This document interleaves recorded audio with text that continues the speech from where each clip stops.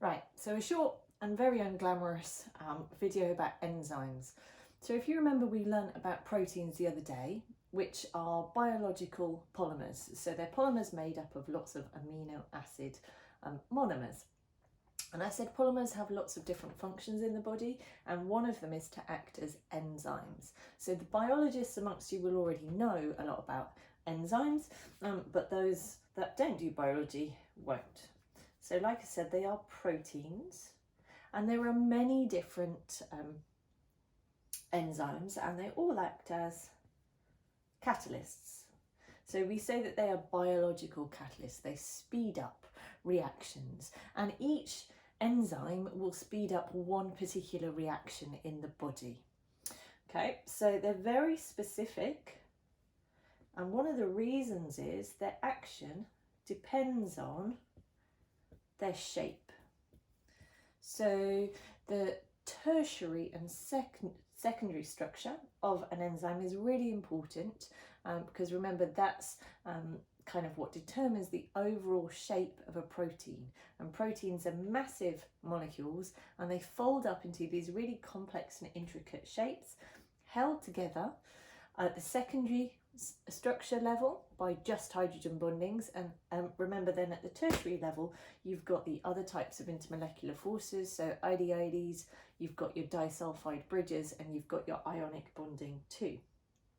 Okay, so not all of the molecule is kind of reactive, we might say. So there's a particular part of each enzyme called the active site, and that's a little pocket or cleft within the 3D structure, which is the reactive bit, and that's where the reactants bind. Okay, so you might have kind of roughly something like that, and then imagine there's a little pocket. It's much more complex than this in shape, but you've got a little pocket, and that is where your reactants bind. Now, in biology and biochemistry, the reactants are called substrates or substrate. All right, so often we just talk about a singular substrate for an enzyme reaction. So the substrate is simply the reactant, it's just another name for it. And the active site is this bit that binds your substrate, and the active site has a complementary shape to the substrate. Okay, so I've done mine very straightforward, but actually, you, as I said, they kind of have a very specific shape, so they might be a bit like that, and then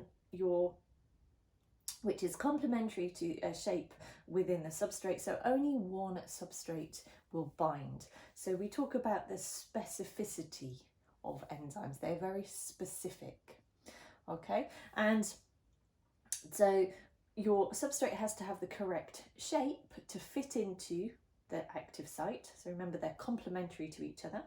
And then once a substrate is there, it's held in place by bonds. So these might be ionic bonds. Remember your R groups, so your catalyst, your enzyme, is made up of proteins, or is a protein, so it has amino acid side chains kind of poking out, so it's got R groups. So if your R group has a kind of a carboxylic acid group, that could become deprotonated, so it could be a COO minus, and that might form an ionic bond with something in your substrate. So your substrate is held in place possibly by ionic bonds. There might be hydrogen bonding, there might be could be dipole-dipole forces, there could be IDIDs. So it's held in place by weak bonds. And when those weak bonds form between your substrate and your active site, that weakens the forces, the bonds within the substrate itself, which makes them easier to break. So remember, a catalyst provides an alternative pathway with lower activation energy. So the activation energy for the reaction is lowered once the substrate is bound to the active site. Right, so that was kind of all I wanted to say as a general introduction. So key points, they are catalysts. And I'm going to talk a little bit about how they, more about how they work as catalysts. So, like I said, you start with your enzyme, and then you've got your substrate, your reactants, and they bind together and they make what we sometimes call the enzyme substrate complex. And then you get the reaction. So then the substrate is converted into product. So you have the enzyme product complex, and then the product is released. And then you free up your enzyme again for another reaction. So if we've got our normal reaction, this might be our enthalpy profile. So here's our reactants, which remember is our substrate, and here's our product. So uncatalyzed is going to have a high activation energy. If we've got a catalyst present, we're going to produce that alternative pathway with a lower activation energy.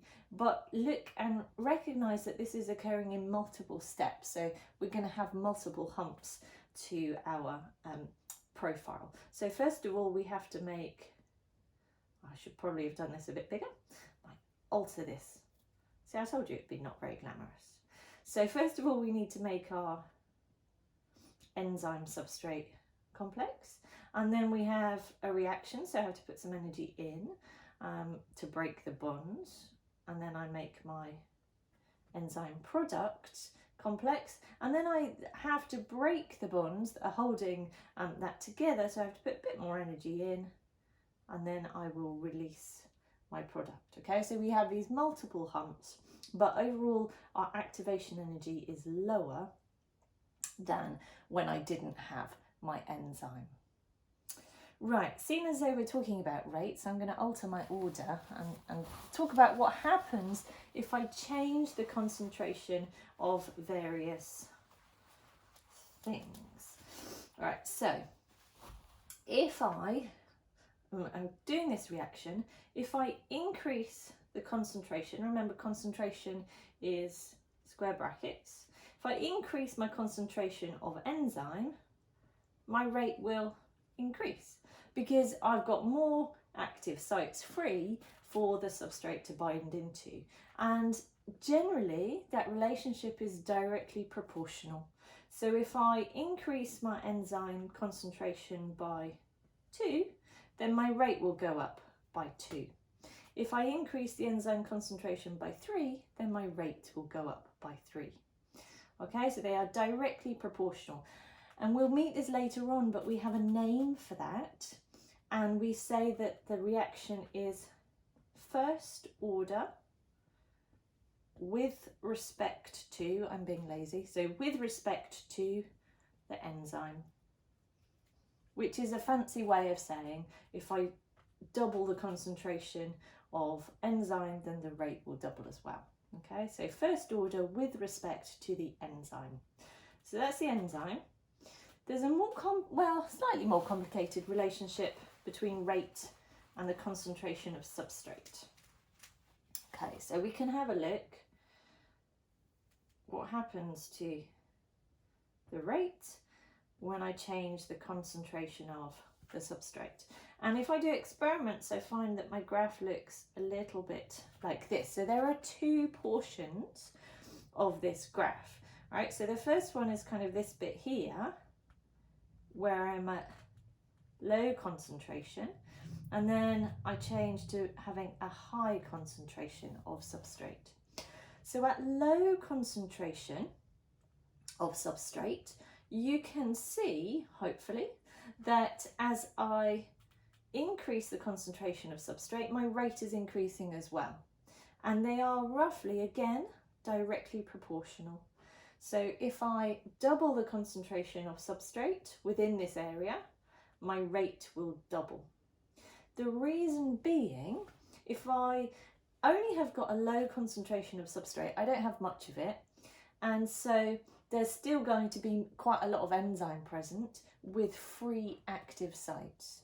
So if I add some more substrate, the substrate can just go into those empty active sites and I will have the reaction occur. Okay, so at low concentration here, my concentration of substrate and my rate are directly proportional. So I say it's first order with respect to the substrate. right? So they're directly proportional. I add more substrate, they're already active sites free, so it just pops in and away we go. However, the graph's got quite a different shape in this portion here, where I've got a high concentration of substrate. Okay, so what happens here is, you can see hopefully as I increase the concentration of my substrate, my rate's not changing. The line's just flat, the rate is unaffected, right? So here, if I increase the concentration of substrate, I have no effect on rate. The reason being that if you've got already a high concentration of substrate, your active sites are going to be occupied already. So if you add more substrate, it doesn't make a difference because there's no active site for it to bind to. So what you're actually waiting for is kind of this stage. You're waiting for the product to be released so that you can free up those active sites. It's a bit like if you go shopping in the January sales and you're trying to try on clothes, but there's a massive queue for the changing rooms. You have to wait until those changing rooms are free until you can go in. So we call this relationship, when you increase the concentration, and there's no effect on rate, zero order. So at high concentration of substrate, it's zero order with respect to the substrate. And this is something we'll study and do much more about later, so don't panic too much about it. Right, what else have I got to say? So we've talked about them being catalysts and how that works. We've talked about them being very specific because of this active site. So in questions about enzymes, you more or less always have to mention the active site and the complementary shape. And actually the shape is so complementary that it's often the case that one enantiomer of a molecule will fit, but the other won't. So remember, we mentioned enantiomers when we learnt about optical isomers.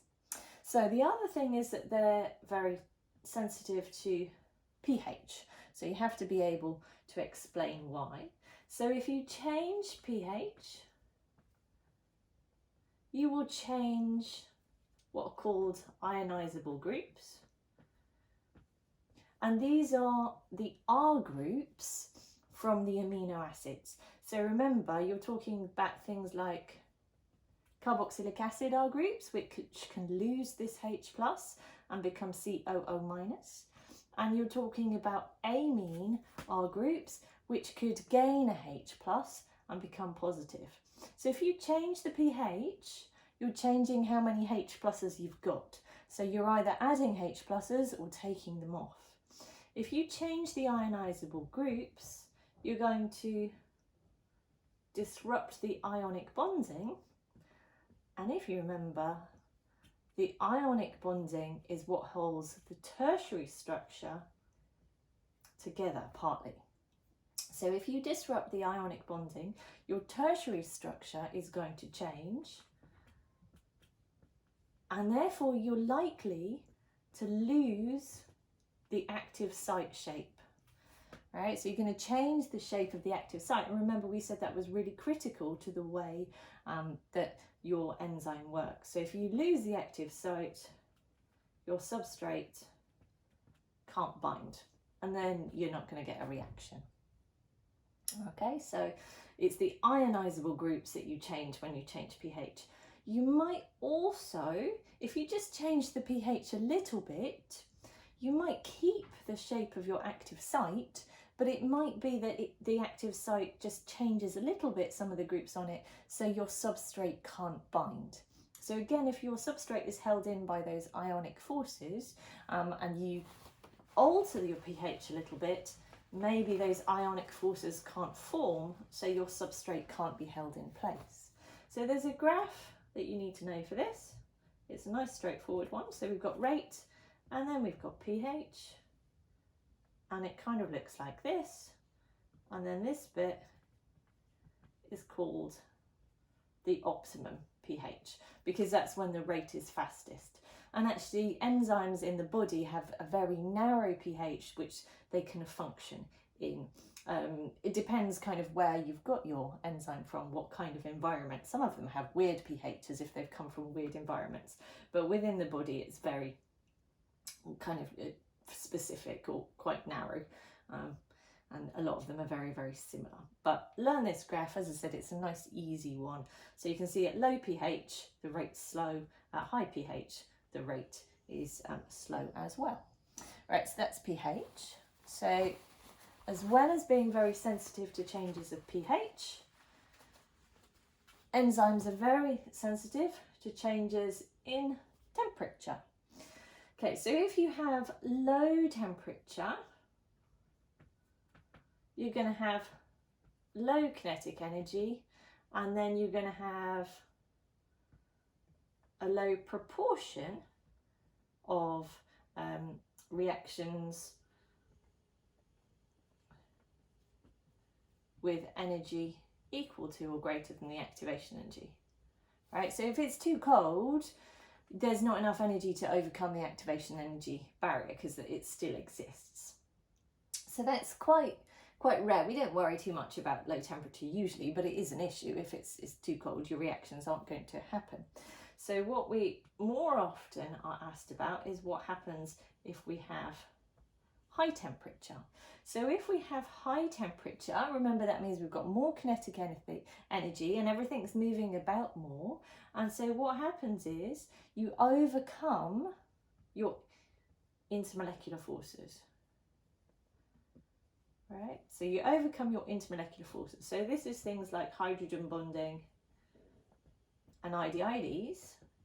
And remember, those are holding your secondary, but particularly your tertiary structure together.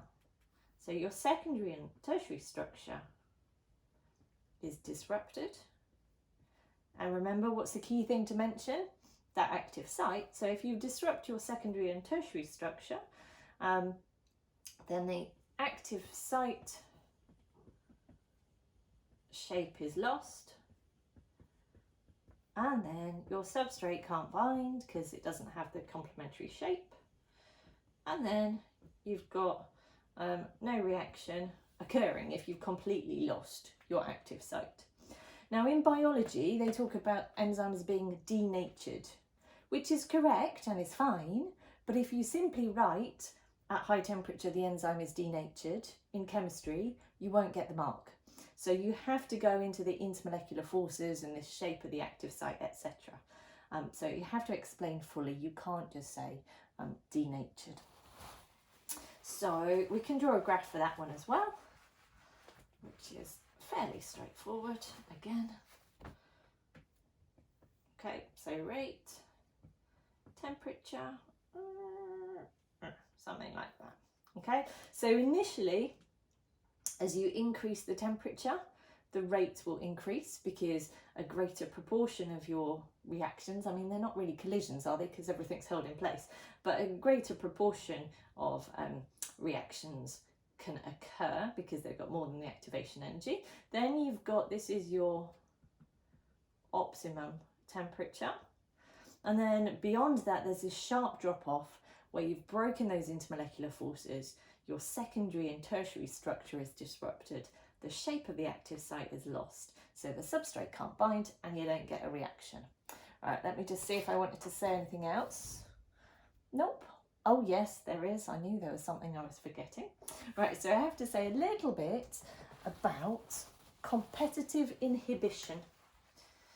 So competitive inhibition. So inhibiting means to stop. There are different, can't talk and think right at the same time. Competitive inhibition. So there are different types of inhibition, but we just need to know this one. And essentially you've got something in competition with your substrate. So you've got a molecule which has a very similar shape to your substrate, right? So it's got a very similar shape to the substrate. And so it binds to the active site because it's kind of similar. but for some reason it might be missing a particular bond, for example, it can't react. So it can't react, but it's in there, and so because it's occupying the active site, your substrate can't go into the active site. So your active sites are blocked.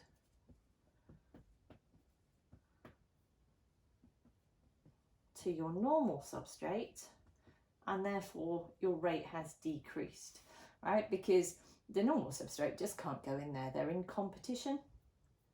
The competitive inhibitor tends to stay in the active site a bit longer because it can't react, and so your rate just goes down. Okay, I think that is it for now. Thank you very much.